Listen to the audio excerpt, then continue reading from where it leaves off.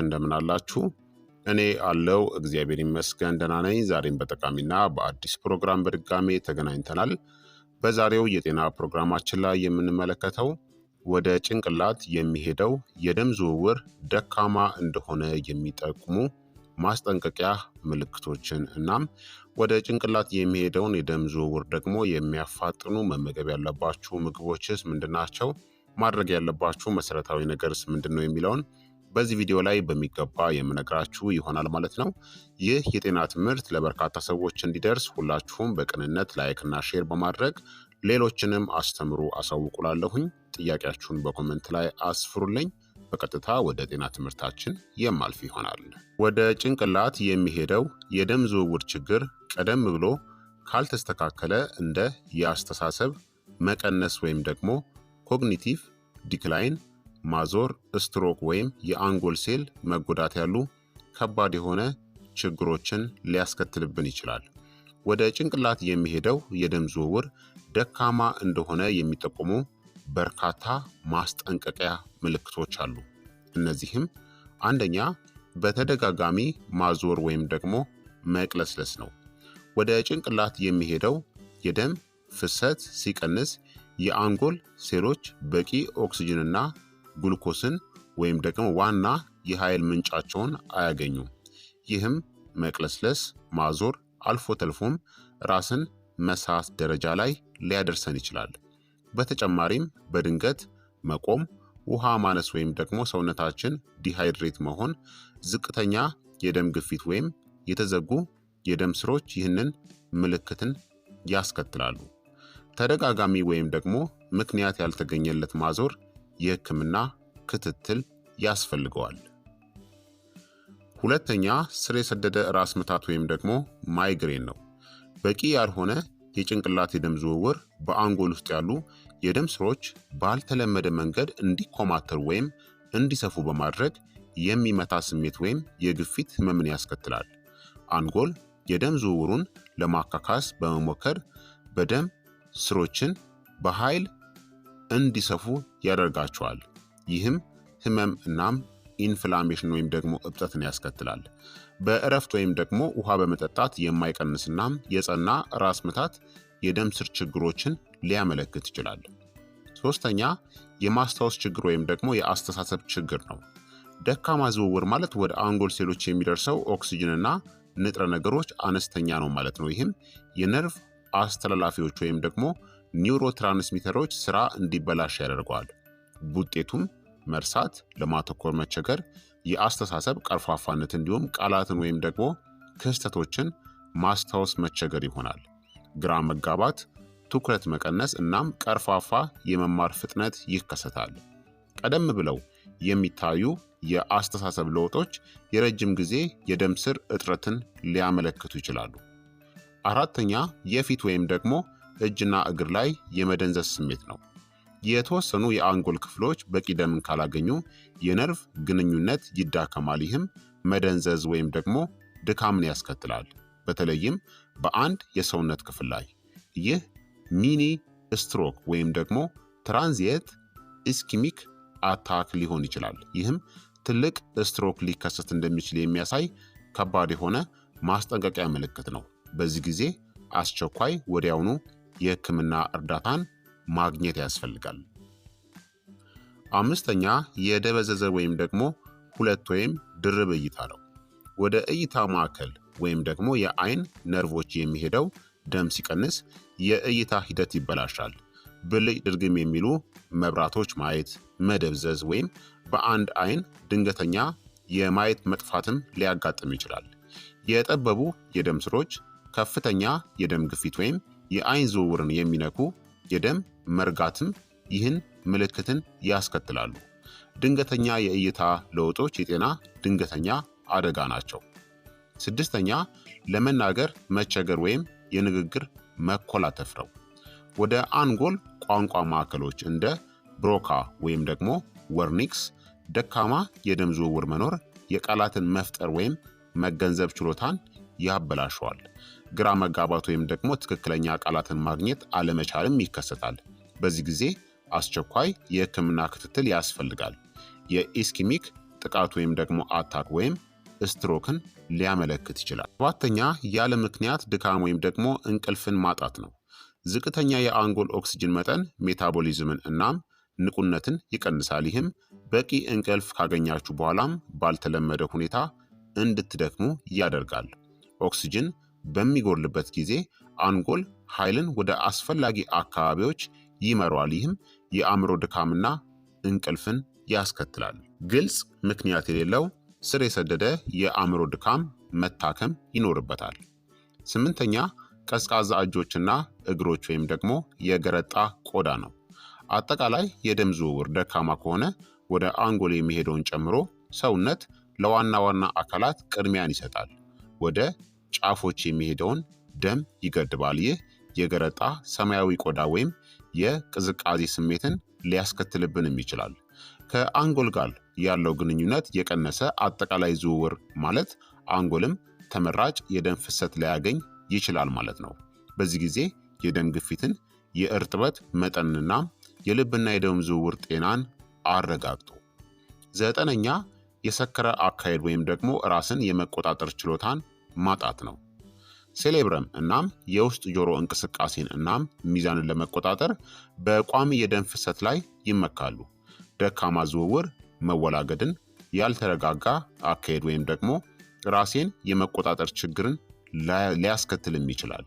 የሚከሰተው በዕድሜ የገፉ ሰዎች ላይ፣ የልብና የደም ስር ችግር ያለባቸው ሰዎች ላይ ወይም ደግሞ ዝቅተኛ የደም ግፊት ያለባቸውም ሰዎች ላይ ነው። ተደጋጋሚ አለመረጋጋት ወይም ደግሞ ድንገተኛ ራስን የመቆጣጠር ችሎታ ማጣት በጣም ከባድ ነው፣ ምርመራ ያስፈልገዋል። አስረኛ የስሜት መለዋወጥ፣ ጭንቀት ወይም ደግሞ ድብርት ነው። ስር የሰደደ ዝቅተኛ ኦክስጅን በአንጎል ውስጥ የነርቭ አስተላላፊዎች በተለይ ሴሮቶኒን እናም ዶፓሚን ምርትን ይጎዳል። ይህም ወደ ስሜታዊ አለመረጋጋት ወይም የድብርት መሰል ምልክቶች ያመራል። ብዙውን ጊዜ ይህ ምልክት ችላ ይባላል። ከአስተሳሰብ መቀነስ ጋር የተጣመረ ጸንቶ የሚቆይ የስሜት ለውጥ ምርመራ ይፈልጋል። 11ኛ ቀርፋፋ አስተሳሰብ ወይም ደግሞ ዘግይቶ ምላሽ መስጠት ነው። ኦክስጅንና ንጥረ ነገር ሲራቡት አንጎል መረጃን የሚያከናውነው ቀርፋፋ ይሆናል። ለመመለስ ወይም ደግሞ ውሳኔ ለማድረግ ብዙ ጊዜ ሊወስድባችሁም ይችላል። ይህ በዕለት ተዕለት እንቅስቃሴ ውስጥ ትኩረት የሚስብ ከሆነ የደም ስር ነክ የአስተሳሰብ ችግርን ሊያመለክት ይችላል። 12ኛ ድንገተኛ ራስን መሳት ነው።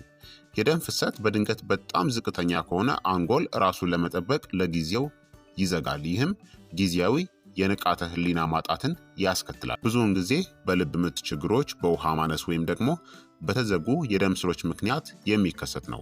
ይህ ሁልጊዜም ከባድ ነውና የህክምና ምርምር የሚያስፈልገው ነው። ታዲያ ለጭንቅላት የደም ዝውውር መጓደል መቀነስ መንስኤዎቹ ምንድናቸው የሚለውን ስንመለከት አትሮስክለሮሲስ ወይም ደግሞ የጠበቡ የደም ስሮች ሲኖር፣ ዝቅተኛ የደም ግፊት፣ የውሃ ማነስ ወይም ደግሞ ዲሃይድሬሽን ካለ፣ የልብ ችግሮች፣ ደካማ ፓምፕ የማድረግና የልብ ምት መዛባት፣ የደም መርጋት፣ የስኳር በሽታ እናም ከፍተኛ ኮሌስትሮል፣ ማጨስ ወይም ከፍተኛ አልኮል መጠጣትና የማይንቀሳቀስ የአኗኗር ዘይቤ ይህንን ችግር ያስከትላሉ። ታዲያ የጭንቅላት የደም ዝውውርን እንዴት ማሻሻል እንደሚቻል ደግሞ እነግራችኋለሁ። በአካል ንቁ ሁኑ። መራመድ፣ ዮጋ፣ የመለጠጥ ያሉ እንቅስቃሴዎች የደም ዝውውርን ያሻሽላሉ። ለአንጎል ጤናማ የሆኑ ምግቦችንም ተመገቡ። ስባማ አሳዎችን፣ እንቁላል፣ የቤሪ ፍሬዎች፣ ለውዝና ቅጠላ ቅጠሎች፣ እርድና ነጭ ሽንኩርትን በአመጋገባችሁ ውስጥ አካቱ። በቂ ውሃን ጠጡ። የደም ግፊትንና ኮሌስትሮልን ደግሞ ተቆጣጠሩ። ከማጨስና ከልክ በላይ ካፌንን ደግሞ አስወግዱ። በቂ እንቅልፍ አገኙ እናም ጭንቀትን ደግሞ ተቆጣጠሩ። ታዲያ የጭንቅላት የደም ዝውውርን የሚያሻሽሉ ዋና ዋና ምግብና መጠጦችን ደግሞ ልንገራችሁ። አንደኛ ብሉቤሪ እናም ሌሎች የቤሪ ፍሬዎች ናቸው። ቤሪዎች እንደ ብሉቤሪ፣ ብላክቤሪ እናም እንጆሪ የደም ስሮችን የሚያጠነክሩ፣ ኢንፍላሜሽንን የሚቀንሱ እናም የአንጎል ሴሎችን ከኦክሲዲቲቭ ጉዳት የሚከላከሉ በፍላቮኖይድ እናም በአንቶሲያኒን የበለጸጉ ናቸው። በአንጎል ነርቮች መካከል ያለውን ግንኙነትን ያሻሽላሉ። ማስታወስን እና መማርንም ያሳድጋሉ። ከእድሜ ጋር ተያይዞ ከሚመጣ የአንጎል መዳከምም ይከላከላሉ። ሁለተኛ ነጭ ሽንኩርት ነው። ነጭ ሽንኩርት በተፈጥሮ የደም ስሮችን ያሰፋል እናም የደም መርጋት እንዳይፈጠርም ይቀንሳል። በተጨማሪም መጥፎ ወይም ደግሞ ኤልዲኤል ኮሌስትሮልን በመቀነስ ለስላሳ የደም ፍሰትንም ይረዳል። የነጭ ሽንኩርት ቁልፍ ንጥረ ነገር አሊሲን የደም ዝውውርን የሚያሻሽል የናይትሪክ ኦክሳይድ መጠንንም ይጨምራል። በቀን ከ1 እስከ 2 ጥሬ ፍሬዎች ወይም ወደ የበሰሉ ምግቦች በመጨመር ተመገቡ። ሶስተኛ ስባማ አሳዎች ናቸው። እንደ ሳልመን፣ ሰርዲን፣ ማካሬል እናም ቱና የደም ስሮችን ተለዋዋጭ የሚያደርጉ እናም በአንጎል የደም ስሮች ውስጥ ኢንፍላሜሽንን የሚቀንሱ በኦሜጋ 3 ፋቲ አሲድ በኢፒኤ እናም ዲኤችኤ የበለጸጉ ናቸው። ጥቅሞቹም ወደ አንጎል ህብረ ህዋስ የሚሄደውን የደም ፍሰትን ያሻሽላሉ፣ ትኩረትን እናም የአስተሳሰብ አፈጻጸምንም ያሳድጋሉ፣ ከአልዛይመርስ እናም ከድብርትም ይከላከላሉ።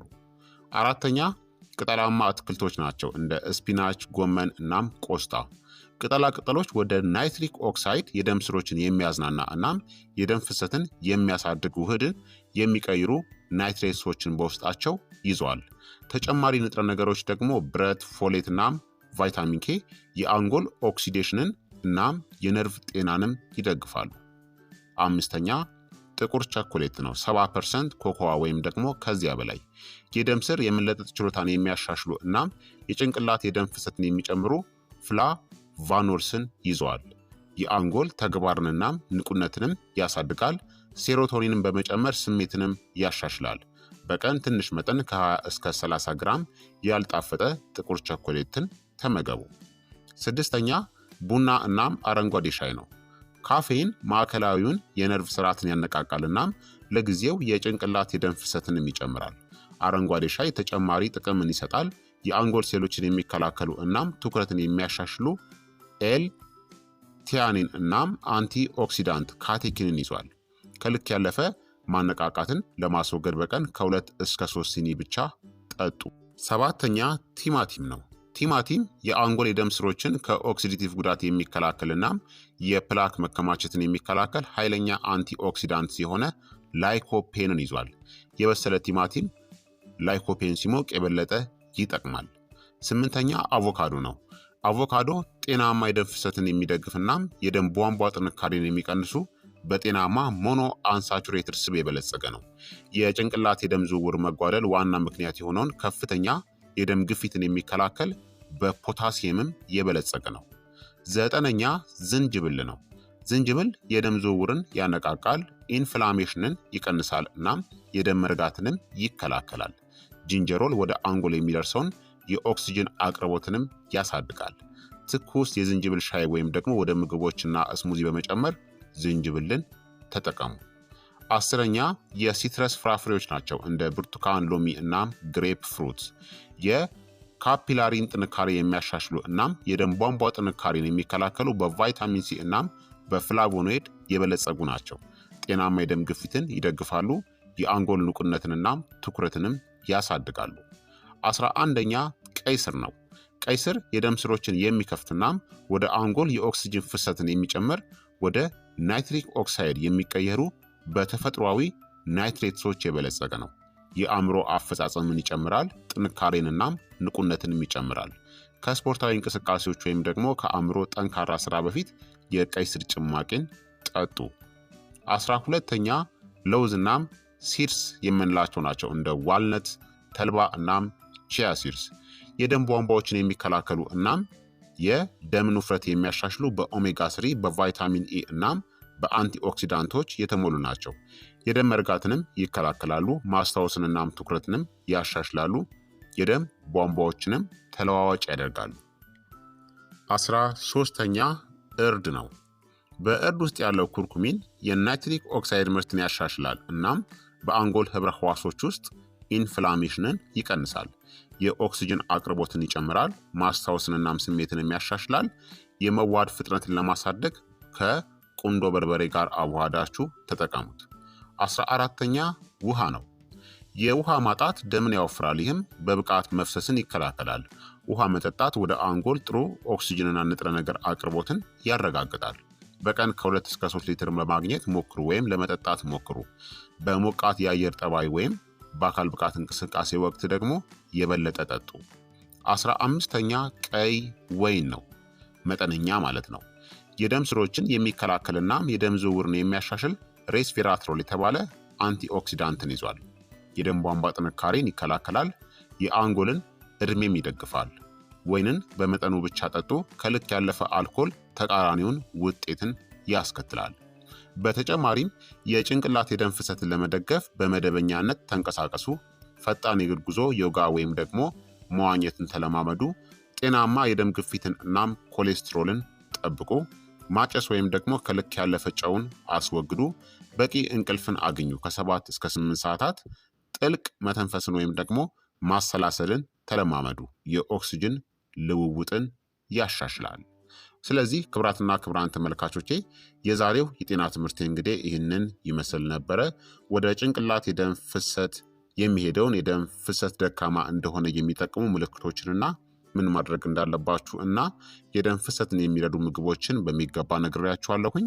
ይህ የጤና ትምህርት ለበርካቶች እንዲደርስ ሁላችሁም በቅንነት ላይክና ሼር በማድረግ ሌሎችንም አስተምሩ አሳውቁላለሁኝ። ጥያቄያችሁን በኮመንት ላይ አስፍሩልኝ። በቀጣይ የጤና ትምህርት እስከምንገናኝ እኔንም እናንተንም ቸር ያቆየን። መልካም ጊዜ፣ መልካም ቆይታ። ቻው ቻው።